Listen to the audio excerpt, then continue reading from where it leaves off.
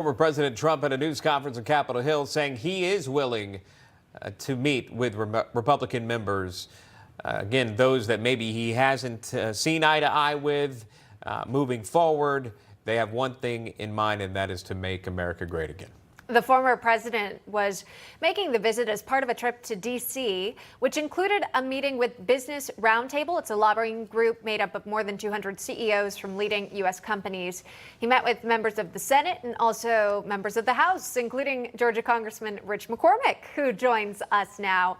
Congressman, always nice to see you. Can you talk to us about what happened yesterday and where the GOP stands when it comes to its support for Donald Trump? I think we're pretty unified. I haven't seen anybody sit this one out. I think everybody's on board with winning the presidency. We know how important it is to getting done what we need to get done in the next 2 years. About an 80% chance or more that we're going to win the Senate, almost certainly. I think we have a really good chance of growing the House. And if we win this presidency, which I think we can and we will, we can do some great things. And we have a lot of things to accomplish the next 2 years. I hope we have the chamber loaded and ready to fire as soon as we win. I'm curious to know the feeling in the room. I mentioned off the top of this segment that there are members of Congress that didn't necessarily see eye to eye with the former president, but they're back in the room, and Trump seems willing to find a common ground with some of these congressional lawmakers. Your thoughts on the read of the room? Yeah, he's so charming in person. He was going around the room talking about some of the old allies he had, some of the staunch supporters. Some of them very controversial, but then going to other people and saying, it's so-and-so in the room, and then kind of holding out the olive branch a little bit. And it was kind of fun to watch it go around the room, and it kind of de-escalated maybe prior conflict. And it was neat to see everybody kind of get excited about this election and feel part of the team.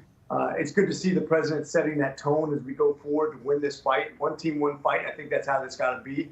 As we come forward, realizing we have some differences, but that even in a church, if everybody agrees we're in a cult, we're not in a cult. It's okay to disagree on a few items. Yeah, interesting point. And it's true. You got to get everyone, or at least all the votes you can, if the goal is to return to the White House. He also mentioned the border crisis, and this is something that Republicans have been very strong on in the past when it comes to securing the border. Here's what the 45th president had to say about what could happen if given control of Congress and a return to the White House. Here's that. We're going to bring back common sense to government. We're going to have strong borders, and we're going to have people come into our country, but they're going to come in legally. They're not going to pour in from prisons all over South America and all over the world. And it's not just South America, by the way. It's all over the world. And we're not going to have them pour in from mental institutions, which is where they're coming from, large numbers, and large numbers are terrorists. And we're not going to have this. There you go. It kind of speaks, Congressman, to where the president is prioritizing different policies. It seems like addressing what's happening at the southern border is a top one of his. Well, think about it. It's probably a 78% issue for us right now. As a matter of fact, this is the time for us to make huge gains. If you think about being on the right side of history, being a part of the populist movement, which is also part of the conservative movement on border, crime, debt, energy, education, all things that people really care about, that we're on the right side of history on, things that unite our party and divide their party. Those things are focused on, we're going to dominate in this election. Hopefully we don't focus on the things that divide us, that really can't be solved.